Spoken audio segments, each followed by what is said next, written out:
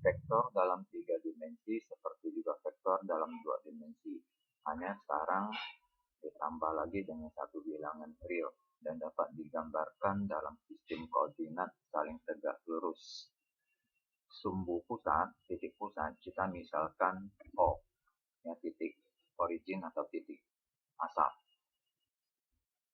di mana ada 3 garis yang saling bertegak lurus yang kita sebut dengan sumbu koordinat yang melewati titik nolnya. Ya, karena ada 3 sumbu, maka ada 3 bidang. Bidang XY, bidang XZ, dan bidang YZ.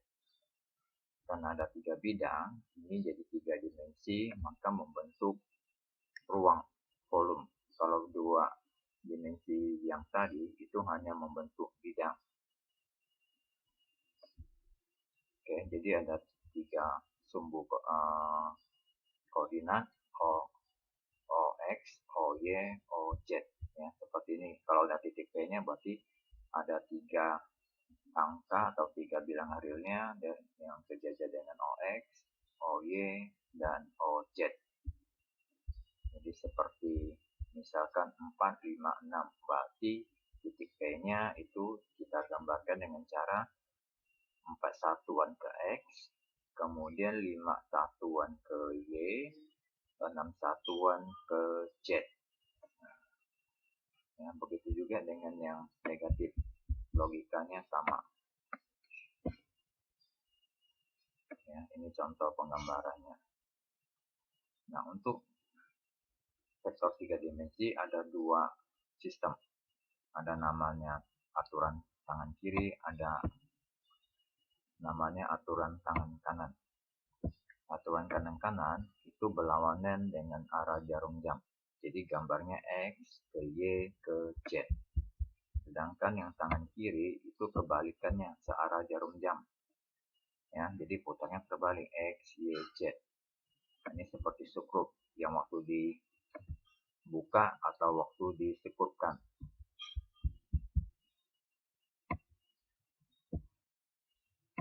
Ya, ini penggambarannya. Jadi kalau ada vektor P, P1-nya hitung berapa satuan ke X, P2-nya berapa satuan ke Y, P3-nya berapa satuan searah sumbu Z.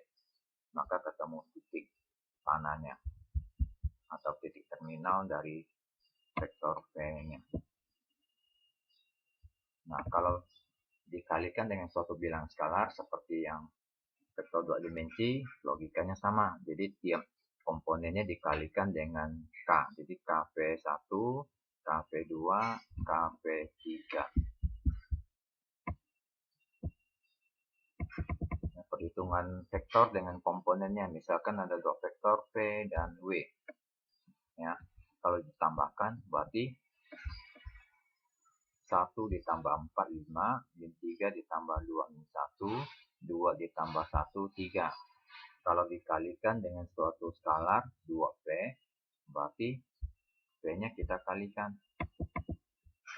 Jadi 2 dikali 1, 2, 2 dikali min 3, min 6, 2 dikali 2, 4. Demikian juga kalau min W, maka tinggal dibalik, yang positif jadi negatif semua.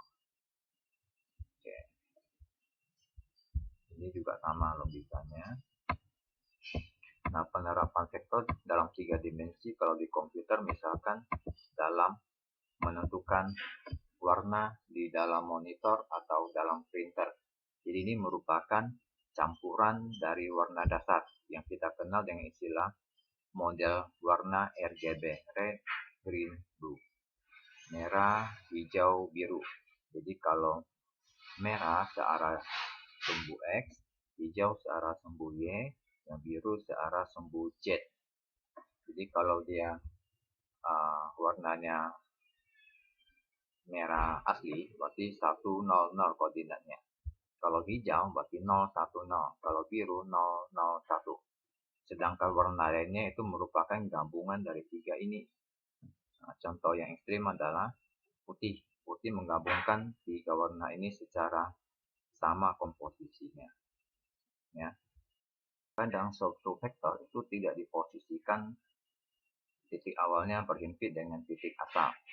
Ya, misalkan vektor P1, P2. Titik asalnya ya P1, titik terminalnya P2. Nah, untuk menggambarkannya, ya, vektor ini kita tinggal kurangkan dari titik terminal atau koordinat terminal dikurangi koordinat titik asal. Jadi X2 kurang X1, Y2 kurang Y1, Z2 kurang Z1.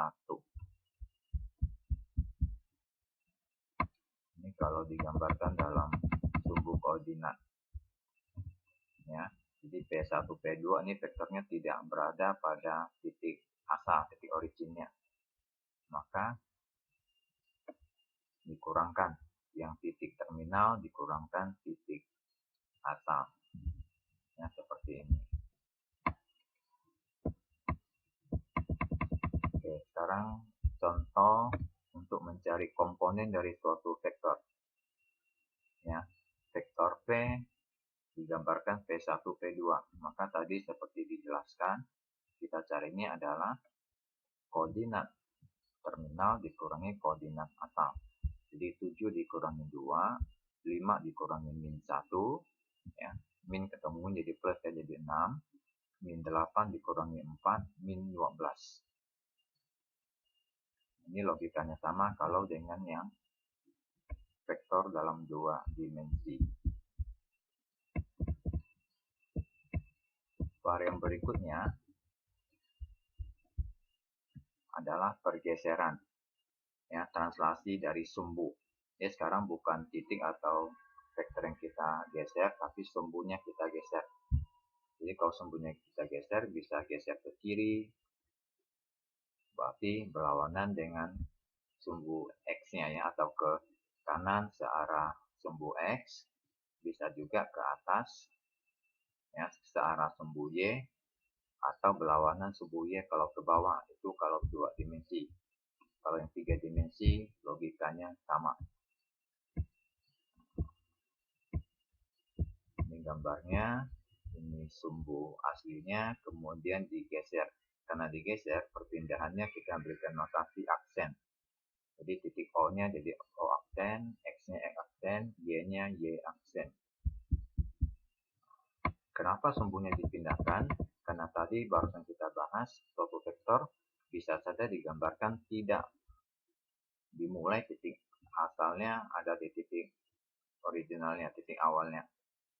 Maka kalau ini kita bisa geser sehingga titik awal dari vektor itu berada pada titik asal koordinat.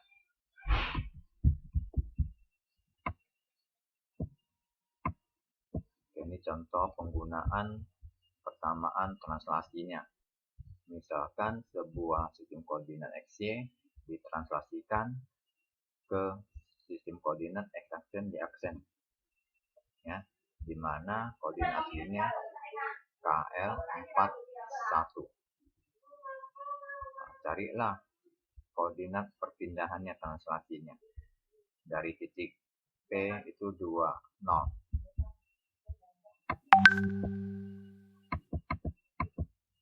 Jadi 20 ya, dari P20 karena tadi koordinatnya adalah 41, maka 2 dikurangi 4 ya, jadi min 2, kemudian 0 dikurangi 1 jadi min 1. Jadi ini adalah hasil translasinya. Yang B juga sama logikanya. Dalam 3 dimensi sama juga ya. Jadi kalau kita KL tadi 2 dimensi, sekarang kita tambahkan satu notasi M, jadi KLM. Oke, selesai pembahasan materi di subbab 1. Ini ada soal-soal ya. Nanti dikerjakan ya.